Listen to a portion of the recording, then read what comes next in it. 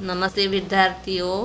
आज हम परिसर अध्ययन भाग 1 में घटक 8 सार्वजनिक सुविधाएं और हमारा विद्यालय इसका अध्ययन करेंगे। सार्वजनिक सुविधाएं यानी जो सुविधाएं सभी लोगों को मिलती है, ठीक है। और हमारा विद्यालय यानी जहाँ पर हम शिक्षा ग्रहण करते हैं।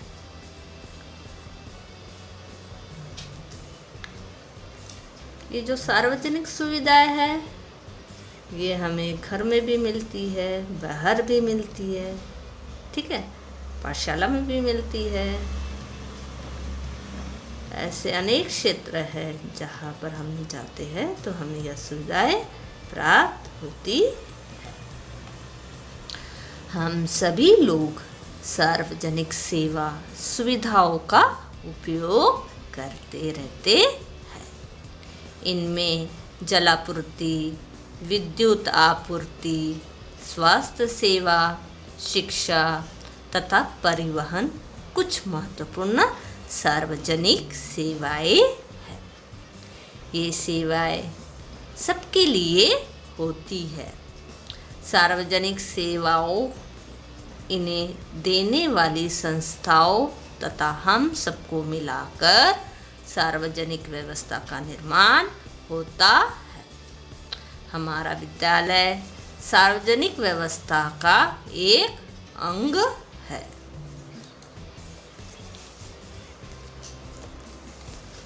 हमारे विद्यालय में हमारे लिए अनेक सुविधाएं उपलब्ध होती है।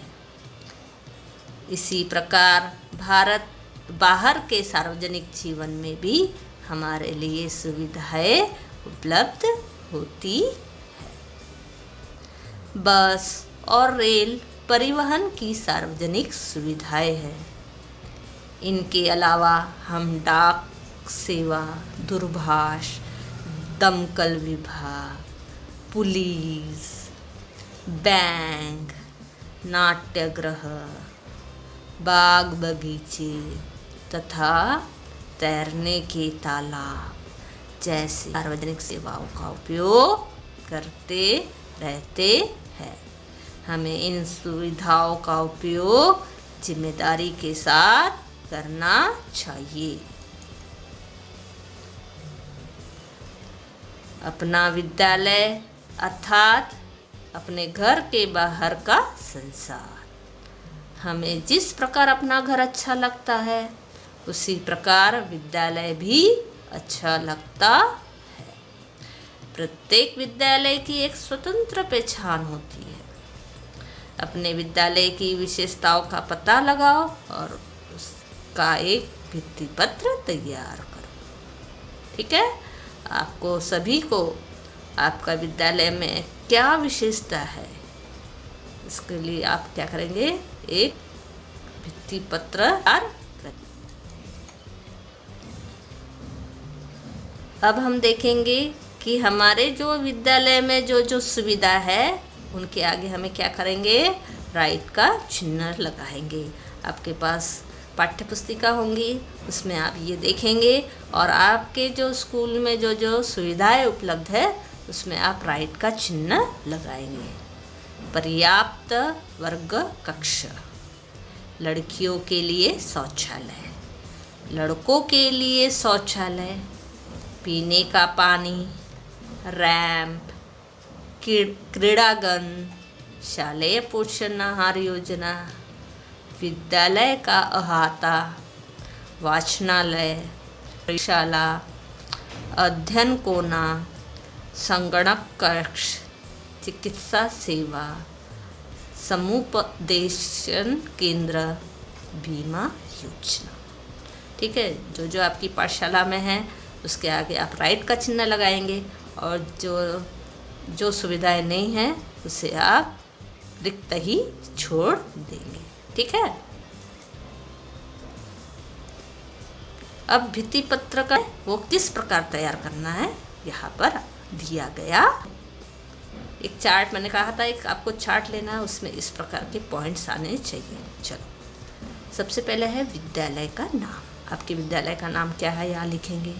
स्थापना वर्ष, इस विद्यालय की स्थापना कब हुई वह सन आपको लिखना है। संस्थापक, ठीक है, आपके विद्यालय को किस संस्था ने, किस व्यक्ति ने क्या किया है, संस्था का निर्मित की है, शाला निर्मित, उसको संस्थापक कहते हैं, उसका नाम। फिर घोष वाक्य, आपके स्कूल का जो घोष वाक्य होंगे, सिंबल होगा, ठीक है, आएगा सिंबल। फिर विद्यार्थी संख्या, कितने कुल विद्यार्थी है। वर्ग कक्षा की संख्या, ठीक है, वर्ग कक्षा की संख्या कितनी है। गणवेश का रंग कौन सा है, उल्लेखनीय कार्य कौन सा है, और प्राप्त पुरस्कार। इस प्रकार आपको अपना पूरे शाला का विवरण यहाँ पर इन मुद्दों के आधार पर आपको लिखना लिए होता है। विद्यालय जाकर पढ़ना प्रत्येक लड़के लड़की का अधिकार है, इसे शिक्षा का अधिकार कहते हैं। शिक्षा का अधिकार कानून के अनुसार 6 से 14 वर्ष आयु के सभी लड़के लड़कियों को विद्यालय जाकर अपनी प्राथमिक शिक्षा पूर्ण करनी चाहिए। विशेष आवश्यकता वाले लड़के लड़कियों के लिए अधिकतम आयु की शर्त 14 के स्थान पर 18 वर्ष है। विद्यालय के गठन में समाज का सहयोग।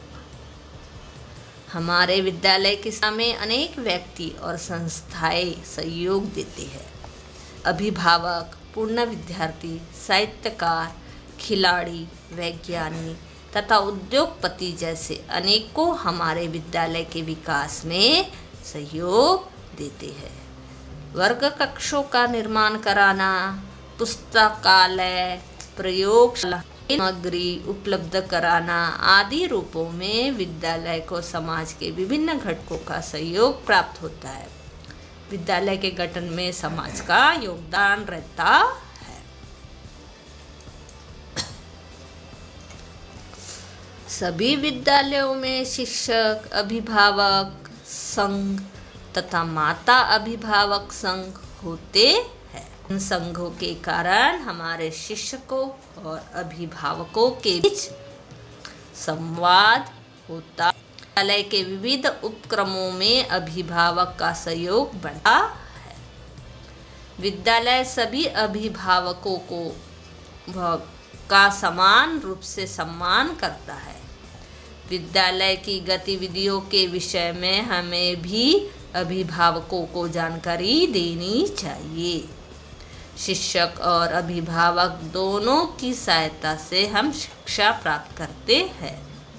उनके बीच आदान प्रदान होना हमारे लिए लाभदायी है। अभिभावक यानी बच्चों के पिता।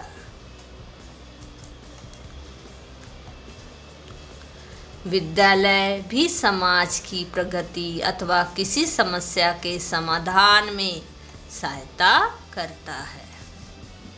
गांव के लोगों को स्वच्छता की आदत पड़े, इस दृष्टि से विद्यालय के कुछ विद्यार्थी स्वच्छता दूत बन गए। उन्होंने विद्यालय की ओर से गांव में स्वच्छता अभियान शुरू किया।